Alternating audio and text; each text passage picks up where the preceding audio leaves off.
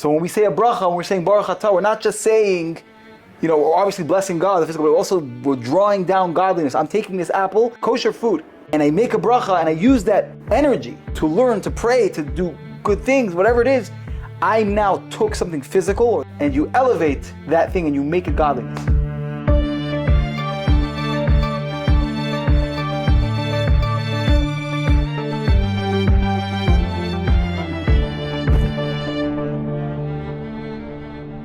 Hello everybody, welcome back to the Pray Hard, Play Hard YouTube channel and podcast. Right, welcome back everybody. Smash that like button. Hopefully you will recommend it to other people. Like and subscribe. Hopefully you find this informative and Entertaining. that's right. Okay, so Parshas Yisro. Can you shut your phone off? So this both is of them. Yeah, right. So this is the parsha that talks about Yisro coming to Moshe Rabbeinu, and first thing he says is, I am your father-in-law. Please come out in the account of your father-in-law, or if not in my account, then come out in the account of your wife, or maybe your children. Now the question is, why did he say that? So from my understanding is,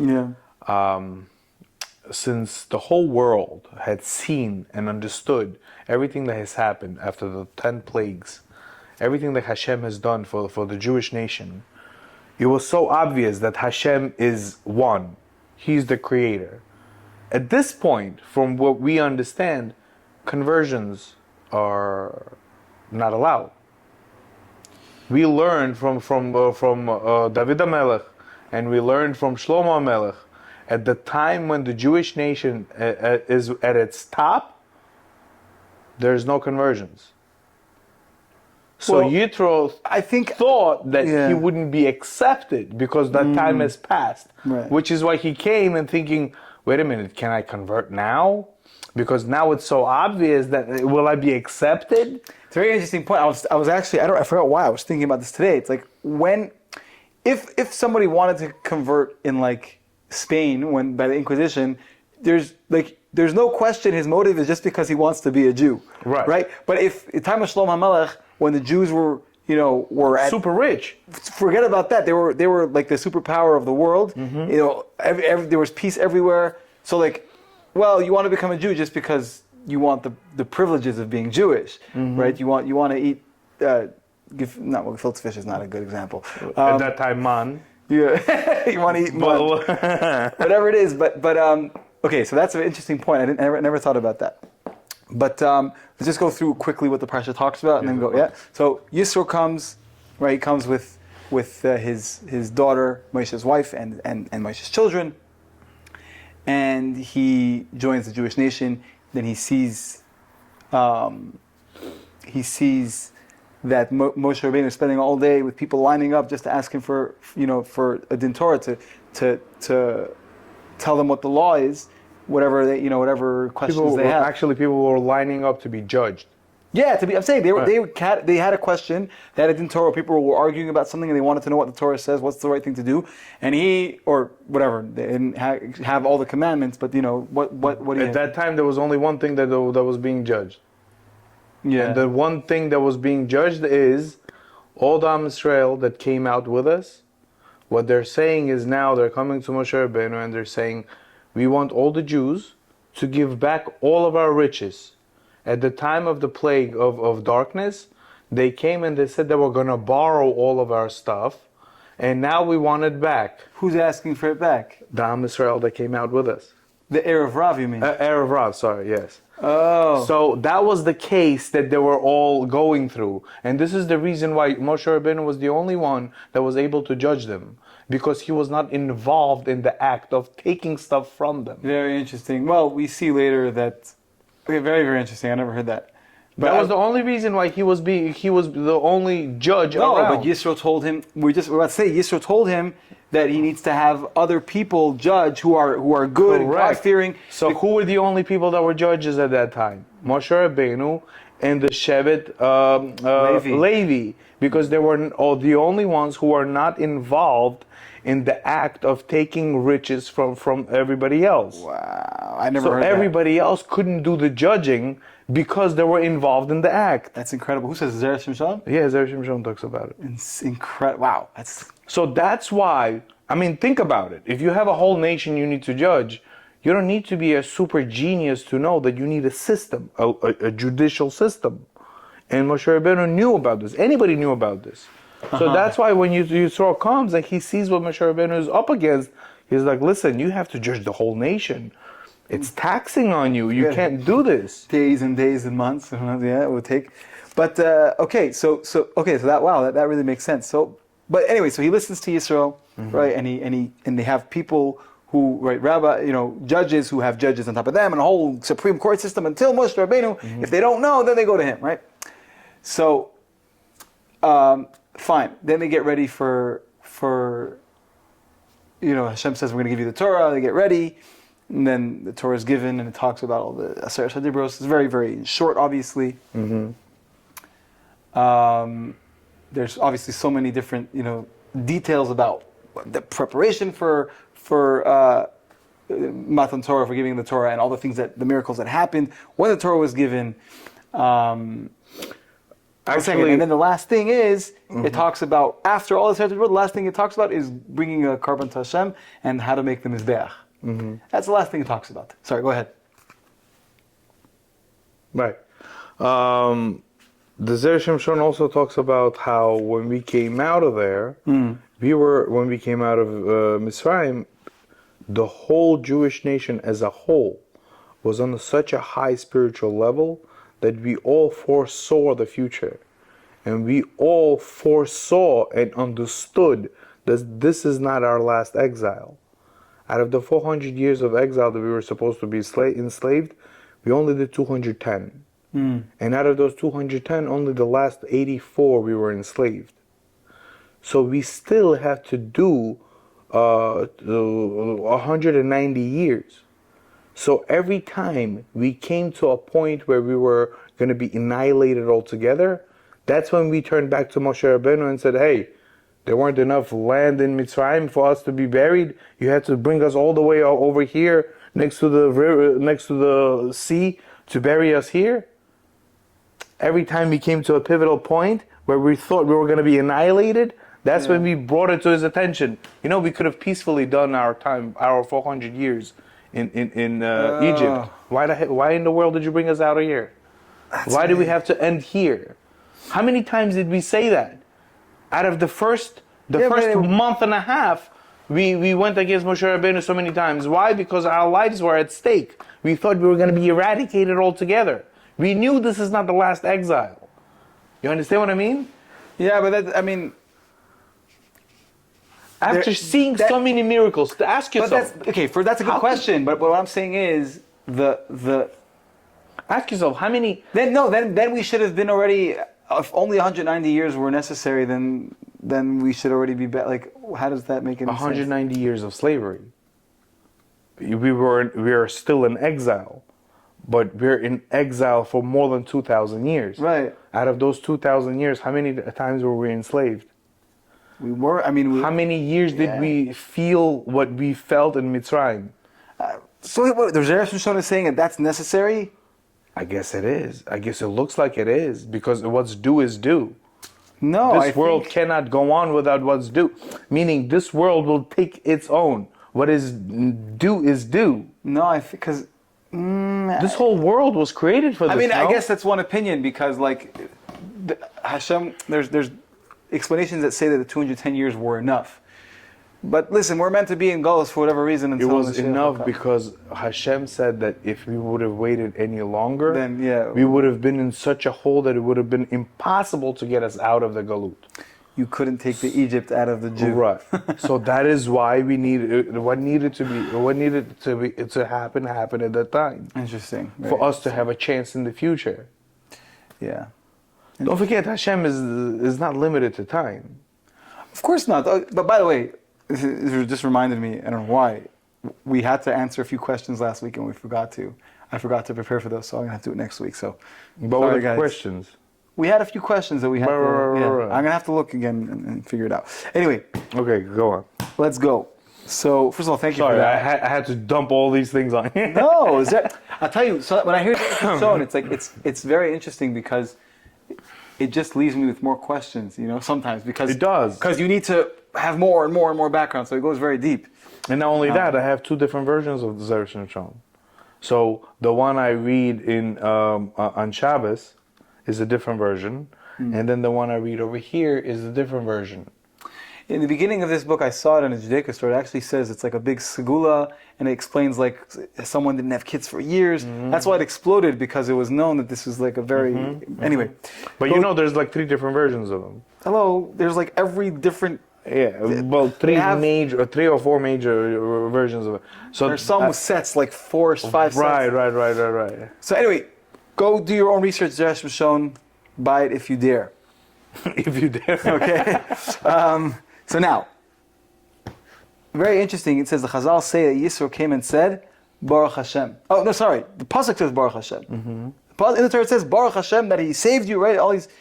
So Chazal say that it's almost like an embarrassment for the Jewish people that until the moment that Yisro came, they never said Baruch, and only when Yisro came and he said Baruch Hashem.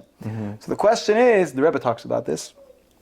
The question is, what they said, the song at the sea, the holiest thing. So they needed to have Baruch Hashem. They were missing something that Baruch Hashem happened. Okay, they didn't say the words Baruch Hashem. Did you see what it says in Oz Yashir? The things it says about God, it goes into so much more detail and love and it talks about the how high and mighty God is. So what is this? So he explains that Baruch. The answer is the word Baruch means to draw down.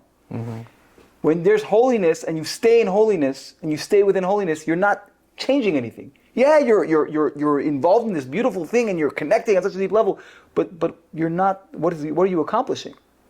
And that's what Matan Torah did. Matan Torah brought godliness into this world. Before Matan Torah, there was holiness, and there was physicality, and they didn't blend. That's why when Yaakov did the thing, when he stripped the sticks to make them look certain ways, it says that he did the mitzvah of tefillin with that. Whatever that means. But afterwards, what did he do with the sticks? He threw them out. Because spirituality didn't permeate physicality. Matan Torah made it that now spirituality can be infused and can become one and can be drawn down into the physical. So that's why what Yisro did was something totally new compared to what the Jews did, even by the Song of the Sea, even by Shir Hasayam. Because what he did was draw down and bring in holiness into the mundane. And that's a lesson for us, that we can't just keep the holy, right? I go and I pray, and I go and I learn and do all these things, but then when I go home and I'm in my own time and in my own things, I don't involve God. No. The whole point of us being here, and the whole point of the Torah is that we take our mundane lives and elevate it to godliness, and to bring godliness into it, where it's transformed and the mundane becomes holy. It's a very spiritual lesson. That's deep. Yeah. So when we say a bracha, when we're saying Baruch Atah, we're not just saying, we're obviously blessing God, the physical, but we're drawing down godliness. I'm taking this apple, I'm getting energy, right? It's kosher. If it's not kosher, I can't do it, no matter how many things I think, right? But if I take a kosher food and I make a bracha and I use that energy to learn, to pray, to do good things, whatever it is, I now took something physical, or a piece of meat. I took a physical cow, or plant, or whatever. If you're vegan or whatever, everyone's included. It's all inclusive.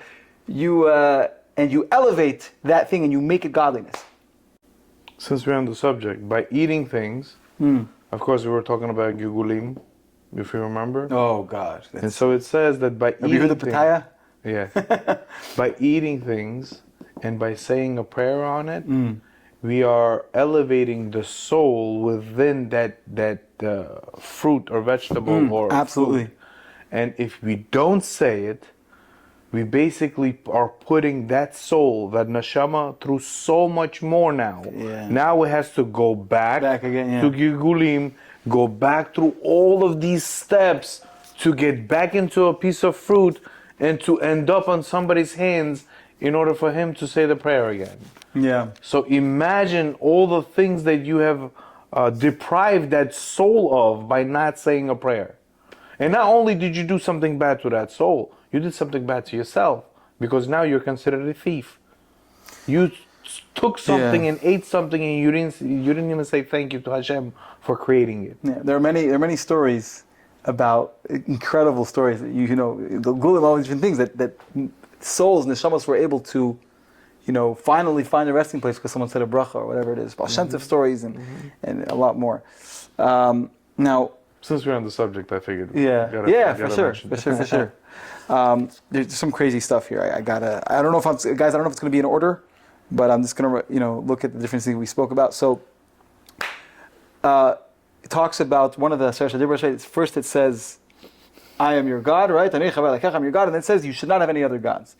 So the Sefer Yisro Torah talked about the story of Hannah and her sons, what we know by Hanukkah, right? That every single one of the sons was told to do Avodah Zarah, and they all said no. But what's interesting is that I found over here that it actually says that they brought every single son brought a pasuk from the Torah that supported why they can't. Okay. Which is very interesting. The first two psukim was from the Parshas Yisro. The first one said, Anochi Havaya Lekecha, Anochi Hashem Lekecha, I am Hashem your God. So I can't bow down. And the second one said, Lo yeh lecha Elokim acher. Lo yeh lecha Elohim acher. I'm sorry. Right. So they basically brought the first two Parshas Yisro in order to say sorry, no can do. But after the seventh son was sentenced to death, the mother told the son, she hugged him and she cried out. She said, "Go tell Avraham Avinu, I read this and I started to cry. You brought one akeda. You had made one akeda. I had 7. And just you hear these stories and we see what happens now in Eretz Yisrael, and it's like when is it going to be enough? That's why you talk about exile. It's like when. Anyway, it's. It definitely is a touching subject for all us Jews. No, it's just you hear these stories, but when you when you read it inside and all the details and you see what happened, it's like, it I don't know. I read it and I was like waiting during prayer. It was after Shemona Esrei. I was reading. And I'm like the struggle I have when I live in like a free country, right? I can do whatever I want and I still struggle to do basic stuff, and it's like, what right do I have to struggle to do all these things? In comparison to the previous generation that had to go through this. Yeah. But at the same time, like it's more powerful because to die, Al Kedesh Hashem, to die from Mesiras Nefesh is one act. To live in Mesiras Nefesh, you have to do again and again and again. It's a different type of self-sacrifice, and in a way, it's more difficult because nothing's stopping you except yourself. So there's a lot of discussion about this, but it still is like, it's a good reminder of like. I believe it was Rashi that said that when you are doing everything you can, I'm not sure if it was Rashi, but don't quote me on that, but you do everything you can every single day. You wake up, you pray, you eat, you make sure you watch what you do, you watch your eyes, you do all these things. You go to sleep. The next day you wake up. Your neshama is renewed. It came back. Now, you're not the same person you were yesterday. So what is your mission? Your everyday mission is to rediscover Hashem. He's all around us. Your mission is to rediscover Him. And there's a reason why King David made a promise that the whole nation of Israel will say at least 100 prayers a day. 100 brachos, brachos a day. 100 times. I mean, also. Right, 101 it's supposed to be, technically. Right. But why? Because when we say Baruch Atah Hashem Elokeinu Melech HaOlam, that Elokeinu Melech HaOlam, which means what? You are the king of the world. You're supposed to say this minimum 100 times a day. Why? So it never leaves your memory. Anything you say more than 101 times, you remember for sure. right? Yeah, well, it says 100 So- times, and then the special way to do it. So this is why it's your obligation to say 101 barachot a day. Wow. So it never leaves your memory. That's why the king made that promise, so his nation never forgets. you know when you when you wash your hands so many times after touching your shoes to the point where like at a certain point you touch your shoes until you wash your hands feel dirty. It's not even it's just like you know, like it's like so stuck in your mind. But you're not supposed to say the prayer. You're That's supposed to just wash and you're... No, I don't mean the bracha, but I'm saying the Right. power of habit is like 100%. Yeah. It becomes a habit. Not only does it become a habit, but the fact that you're saying the words, if you understand the capacity of what you're saying, you could never forget. Well, I mean, it's very interesting because like we always have. This is spoken about in length in Tanya, the idea of someone who's not a tzaddik. We're controlled by moods. Now, our actions, our thought, we get to control what we think, not initially, but what we choose to dwell on, and what we speak and what we do, right? But it doesn't mean we're inspired, right? We're not always inspired. So in a moment, like when you have a prayer and you think what you're saying is like, how is it that I ever prayed differently?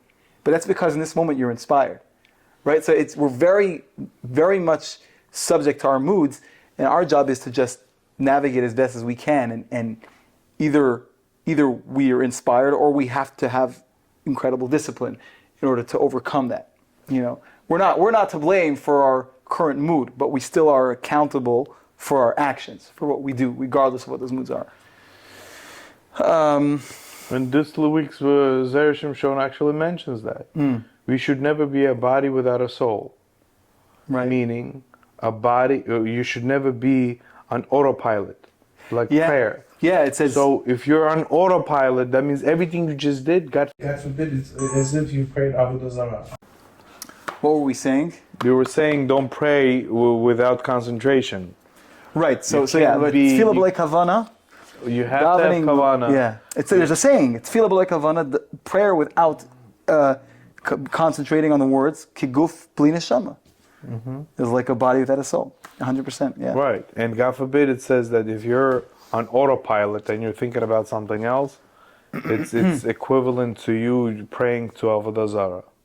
And we don't ever want to do that. Wow. Well, of course, this is talking about bidakus, didakus, and not, we say these things, it means that at some level, because we're not directing them at God, it's as if it's going somewhere else, but... Right, God forbid. But also it lets you realize that, going to pray is serious business. It's not something you go and take it lightly. Okay, I did it, I'm here, I'm done. You're not doing anybody a favor. If you're there, you have to go there and know exactly who you're praying to and what you're doing. It says shas tzleis, shas krava. I'm probably not saying the exact words, but time of prayer is time of war. So more about what you can do with, or not what you could do, what you should do when you're passing, to avoid avodah zarah. It says actually that you have to be very careful to make sure not to even bend whenever you're around the place that has avodah zarah.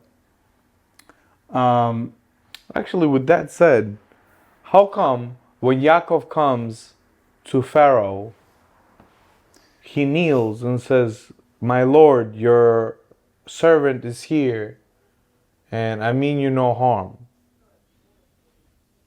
How come he bows down to Pharaoh? I understand he's a man of authority, this and that, but I thought our patriarchs never bend the knee to anyone.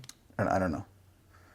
I don't know. I'm sure there's a lot that speaks about it. There may even be, I don't know if it's about Yaakov, it says, people, that there were some punishments for bowing down. I don't want to say for sure because I might be mixing it up with something else, but not necessarily was it, the best thing. I mean, it might have been necessary, I don't know, but, last week we spoke about Yosef having to do things, that he, regretted doing or wouldn't have done if he wasn't in the position of a ruler, Anyway, I don't know.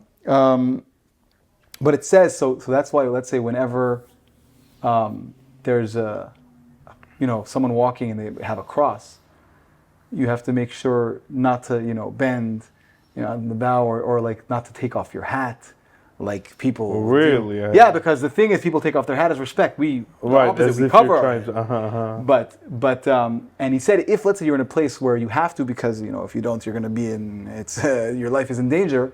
Thank God we don't live in those times or those places anymore. But he said, take off your hat so much in advance so that it doesn't look like you took off your hat for him. You just took off your hat because, And the whole time, think about Hashem, and you're really just, 100% submitted only to Hashem. There's actually a story of Rabbi Yitzchak Chassid. He was always careful. I forgot his background, but he was always careful to go out of his way not to pass by Avodah Zarah. If there was a place to go Avodah Zarah, he would go a different way. Uh-huh. Now, when he passed away, they were taking him to bury him. Mm-hmm. The problem was that normally to get out of the city, there's only one way, and you had to pass by a place of Avodah Zarah. Mm-hmm. That day when he passed away, there was a place in the wall of the city that broke, fell. And when they were going down the road to go out of the city, the horses on their own started pushing towards the broken space, and they went there, and they went off-road on a very uneven road until they finally got around to a place, where they got back on the road. Why? Because this was Hashem giving him, having Hashem helping him avoid having to pass by Avodah Zarah even after his death, because he was so careful not to pass by Avodah Zarah during his life. Wow. So yeah, absolutely incredible. Here's something interesting about halacha. The Kaf HaChaim says, talks about by Matan Torah that there was lightning and thunder. Mm-hmm. So now we know we make a bracha on thunder. Right. So the question is, what if somebody wakes up from thunder? You can't make a bracha before you wash your hands, right? That's correct. So what do? So the Kaf HaChaim says, if you wake up, you can just think the bracha and it's enough because you don't have time, right? But if some people have the minhag of the custom not to say Hashem's name, so they don't say Baruch Atah Hashem, they say Baruch Shekoicheh Gvurasem Elam. So in that case, you're not saying God's name anyway, so you say it. Okay. But the Mishnah Berurah says that actually you don't have to wash your hands, but you should, whatever is near you, you should just kind of wipe your hands and say the bracha. So it's just an interesting thing, different opinions of what you do if you get woken up from thunder. You don't hide under the covers, you make a bracha. There's also a prayer we say when you see something beautiful in the world. Yeah. Correct? Yeah. Ooh. I don't know what it is. I don't know what that specific one is. I don't know if it's included in a different bracha. Hopefully we'll get back to you on that one. Of course, a rainbow is not included. In Judaism, rainbow is not not considered something beautiful. Right, we make a different bracha. Yeah. It's Hanam Bivrisei. It's actually considered when you see a rainbow, it's Hashem's mercy. He was thinking of destroying the world. Right. He actually had mercy. Yeah. So it's not something we celebrate, should I say? Exactly. It's not. We're not happy to see it. It's not a positive thing to see. Yeah. Now here's something crazy, which I'm not. This is going to be. I'm going to mention it briefly here, but it's going to actually be included in the story that I say Matzei Shabbos, so go check it out. The video after this, God willing. Well, I don't know if it's going to be after this, but it's going to be one of the upcoming videos.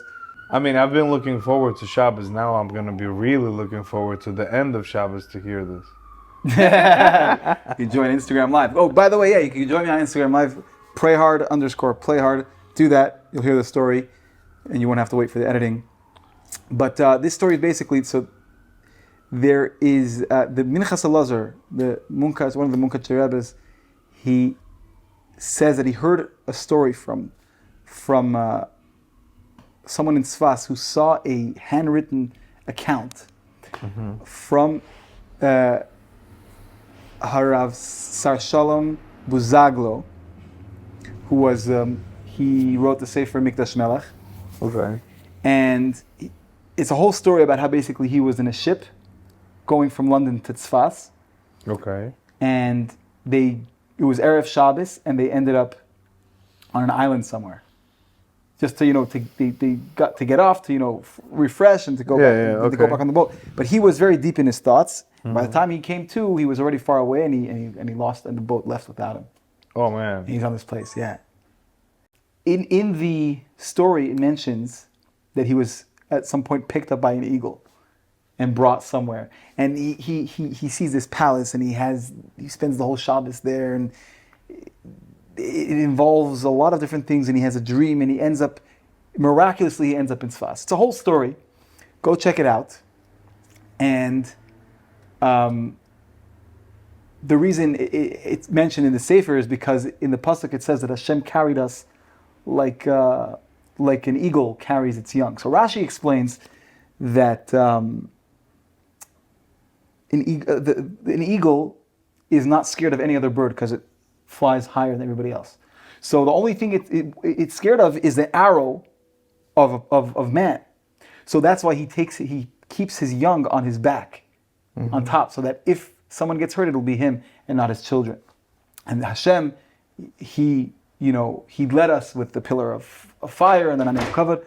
Check out the story on Instagram Live, Motzei Shabbos. We're going to say this incredible story. You don't want to miss it. If you do miss it, it happens. I'll put it up on YouTube. So now something very interesting. There's some people who have a minhag. I think Tunisians and Algerians, I believe, they had this minhag to do a Seudat Yitro, they call it, a feast of Yisro. And there's 3 reasons for it. One of them is because they threw a feast for Yisro when he came. The other one is because we got the Torah, but because it's the Parshas of Yisro, they call it Seudat of Yisro. And then there's one more reason. I don't remember it right now. Maybe I'll mention it next year. Beautiful music coming from outside. I didn't even hear it. I completely block out what's going on outside. Well, I'm worried about the microphones. That's why I hear it. Otherwise, I wouldn't hear it either. My question is, okay, we understand why we have Motzei Shabbos, we have a meal. David HaMelech. Yeah. But, so the Yisro, it's a minhag they have. I don't know. Okay. It's interesting. Now, it says that if you look at in the pasuk, it says Kaisemar Liv Beis Yaakov. It mentions the women first. Beit Yaakov is talking about the women. Okay. So the question is why the women first? Okay. So it explains the importance of the woman's role. That the woman is the Akeres Habayis. She's the anchor of the home. Because she is very often the one who nurtures the child. Traditionally the father is out of the house, so it's up to her to instill a love for the Torah in the child, and that will go with him forever. 100%. Now, this is something that the Moshe of Canaan says, which is very, very interesting. It says that Leah had by her heart, she had a piece of gold that had the words Torah Tziva Lanu Moshe written on it, which is so, out there. But it says, it explains that the reason we do the mitzvot, for example, why do we do a brit milah? So we know Avraham Avinu had a brit milah, but we don't do it because of that. Obviously, that's the source. That's the first brit milah. But the reason we do it is because Moshe, Torah Tziva Lanu Moshe, meaning we got it at Mount Har Sinai when Moshe brought it down, because it's a mitzvah, because it's our connection to Hashem. All the mitzvahs we don't do it for the outside reasons, the reasons that maybe they originated, but we do it because it's our connection to Hashem. And that even before Matan Torah, Leah had it to make it clear that the reason why we do the things we do and the mitzvahs we do is to connect to Hashem. It's because of Him, and not for the other reasons are important, and there's context and everything. But the main reason why we do it is nothing other than connection to godliness. But as you said, all of these mitzvahs are mitzvahs to connect to Hashem. Yeah. But Shabbos is the only mitzvah where we become partners with Hashem.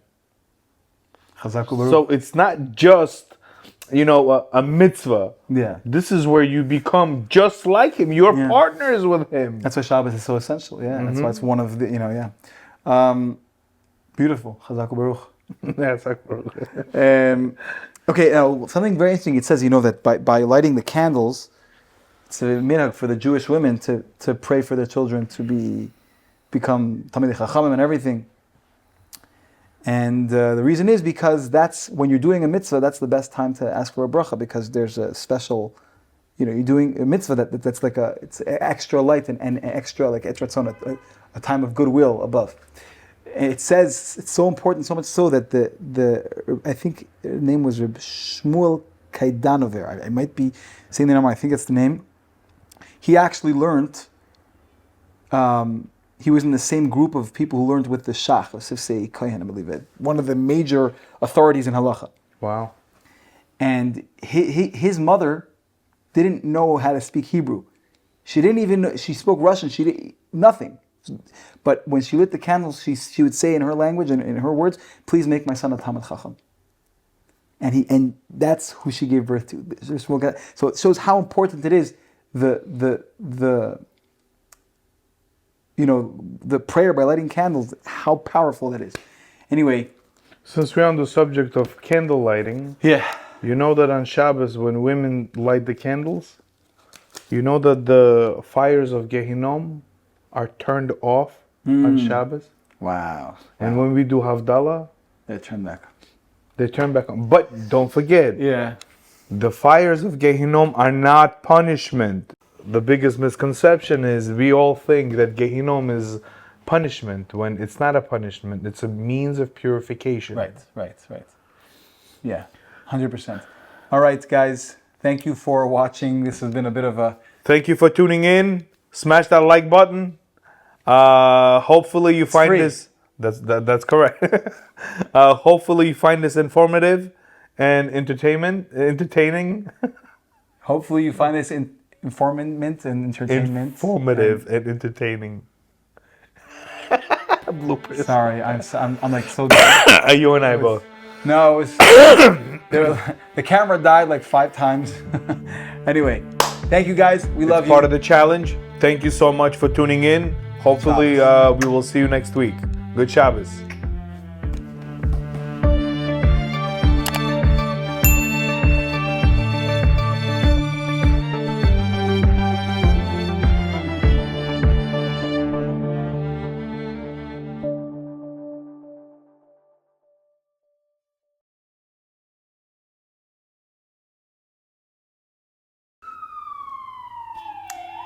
Part of being in Brooklyn, bro. Brooklyn, yeah. Hopefully you find this video informative and entertaining. That's right. Damn. Were you trying to seduce somebody? What was that about? Oh, no. Bloopers, yeah, I know. Okay, try it again. Hopefully you find this. Hopefully you find this.